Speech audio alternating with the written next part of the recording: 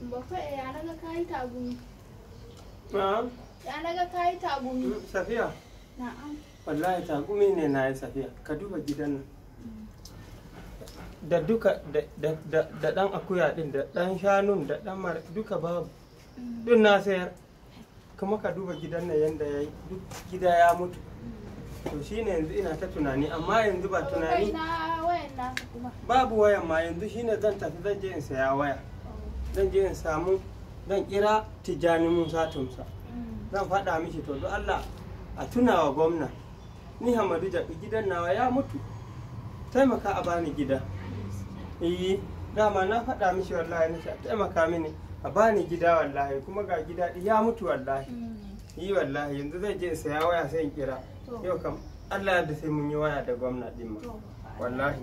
Tijjani samun Tumsa da gwamna. Ai ko gwamnan ne yana da adalci. Mai mala. Gaskiya gwamna akwai adalci. Ai ni inda na gani mai mala. Ai da Hausa suka ce kakanka ya yanke saka. Gaskiya. To ba mu gani gwamna wallahi. Wallahi. Kuma mun je wani yana mini haka. Na sheshege Allah ya tura mi Kaduna. Shan mu je mu huta mun kan mu samu ganin gwamna a yau. Zan je wajen Tijjani Musa Tumsa yanzu. Allah goro a tuna gwamna. Adalla Bintu. Ka shiga ka kawo min akwai kunu? Ka kawo min da Allah ya sha kunu ka. Kai. Girma gwamna a taimaka mini wallahi. Allah sa Tijjani Musa Tumsa yana gida in je ya faɗa miki.